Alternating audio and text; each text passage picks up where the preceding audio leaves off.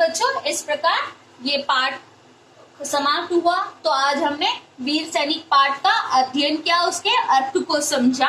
अब बच्चों, जिस प्रकार हमें पाठ पढ़ना और समझना जरूरी होता है, उसी प्रकार हमें उस पाठ के अभ्यास कार्यों का अध्ययन करना भी जरूरी होता है। और बिना अभ्यास कार्य के हम किसी भी ज्ञान को स्थायी नहीं बना सकते। तो ज्ञान को स्थायी बनाने के लिए हमें उस पाठ के अभ्यास कार्यों को भी करना चाहिए। तो जल्दी से अपनी नोटबुक्स और पेन ले लीजिए, और जैसे जैसे मैं बोलती जाती हूँ वैसे वैसे आप पीछे दोहराइए तो और भी अच्छा होगा। और वीडियो को पॉज करके आप नोट्स भी लिखना स्टार्ट कर दीजिए। तो चलिए बच्चों, सबसे पहले अब हम शब्दार्थ की ओर बढ़ते हैं। शब्दार्थ, पहला शब्द है युद्ध। युद्ध का अर्थ होता है लड़ाई। युद्ध, लड़ाई, युद्ध, लड़ाई। अगला है वीरता। वीरता, वीरता का अर्थ होता है बहादुरी, साहस। वीरता, बहादुरी, वीरता, बहादुरी। अगला होता है आदेश। आदेश का अर्थ होता है आज्ञा। आदेश का अर्थ क्या होता है? आज्ञा। आदेश, आज्ञा। दुष्ट, दुष्ट अर्थात बुरा। दुष्ट, बुरा, दुष्ट, बुरा। अगला है सैनिक। सैनिक का अर्थ क्या है? सैनिक मतलब सिपाही, मतलब जो युद्ध में लड़ते हैं ना, युद्ध लड़ाई करते हैं, उनको हम सैनिक कहते हैं, और सिपाही भी कहा जाता है। इसके बाद हम अंग्रेजी में अर्थ की ओर बढ़ते हैं। तो सबसे पहला शब्द है घोषणा। घोषणा को अंग्रेजी में कहते हैं डिक्लेरेशन। डिक्लेरेशन की स्पेलिंग है DECLARATION, डिक्लेरेशन। अगला शब्द है क्रोध। क्रोध अर्थात गुस्सा, उसे इंग्लिश में कहते हैं एंगर। ANGER, anger. एंगर की स्पेलिंग क्या है? ANGER, anger.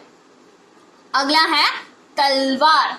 तलवार को इंग्लिश में स्वॉर्ड बोलते हैं। स्वॉर्ड की स्पेलिंग SWORD, स्वॉर्ड। अगला शब्द है डाकू। डाकू मतलब क्या होता है? डाकू मतलब लुटेरा। डाकू को अंग्रेजी में क्या कहते हैं? रॉबर। ROBBER, robber. अगला शब्द है आदेश। आदेश, आदेश अर्थात आज्ञा। आदेश को अंग्रेजी में क्या कहते हैं? ऑर्डर। ऑर्डर की स्पेलिंग ORDER, ऑर्डर। इसके बाद हम विलोम शब्द की ओर बढ़ते हैं। तो पहला शब्द है दिन।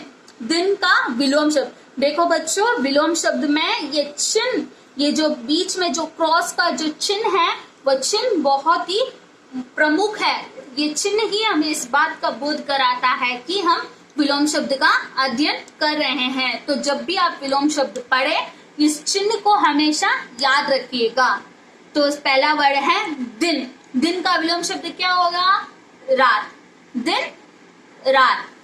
बड़ी, छोटी, यहाँ, वहां, आगे, पीछे, ताकत, कमजोरी।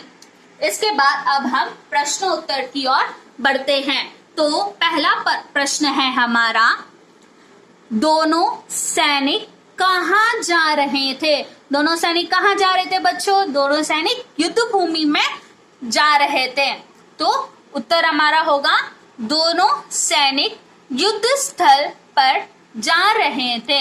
जो मेन आंसर है हमारा, उसे मैंने अंडरलाइन किया है। तो इसी प्रकार मैंने सभी उत्तरों में अंडरलाइन किया है मेन आंसर्स को। तो आप ये जरूर ध्यान दीजिएगा बच्चों, ये हमारे की आंसर्स है। अगला क्वेश्चन है, सैनिक किसे देखकर घबरा गए? सैनिक किसे देखकर घबरा गए थे? सैनिक डाकू को देखकर घबरा गए। तो हमारा मेन आंसर क्या है? डाकू। उसको मैंने अंडरलाइन किया है। सैनिक डाकू को देखकर घबरा गए। तीसरा प्रश्न है, डरपोक सैनिक ने क्या किया? डरपोक सैनिक ने क्या किया था बच्चों? डरपोक सैनिक ने इन दोनों को युद्ध लड़ते हुए देखकर डरपोक सैनिक भाग रहा है। तो हमारा उत्तर क्या होगा? डरपोक सैनिक डर कर भाग गया। उसने क्या किया? वह डर कर भाग गया। अगला हमारा चौथा प्रश्न है, बहादुर सैनिक ने क्या किया? तो यहाँ पे हमारा बहादुर सैनिक, वीर सैनिक क्या कर रहा है? वह डाकू के साथ युद्ध लड़ रहा है और अंत में क्या हुआ? उसने डाकू को मार डाला। तो चलिए उत्तर की ओर बढ़ते हैं। बहादुर सैनिक ने डाकू को मार डाला। क्या किया? उत्तर क्या था? बहादुर सैनिक ने डाकू को मार डाला। अगला हमारा है, डाकू के मारे जाने पर डरपोक सैनिक ने कौन सा झूठा दावा किया? जब डाकू मर गया था तब डरपोक सैनिक जो छुप गया था वह बाहर आया, तो उसने क्या झूठा दावा किया था? उसने अपना वीर होने का झूठा दावा किया था ना। तो हमारा उत्तर है, डरपोक सैनिक ने वीर होने का झूठा दावा किया। उसने क्या किया था? डरपोक सैनिक ने वीर होने का झूठा दावा किया।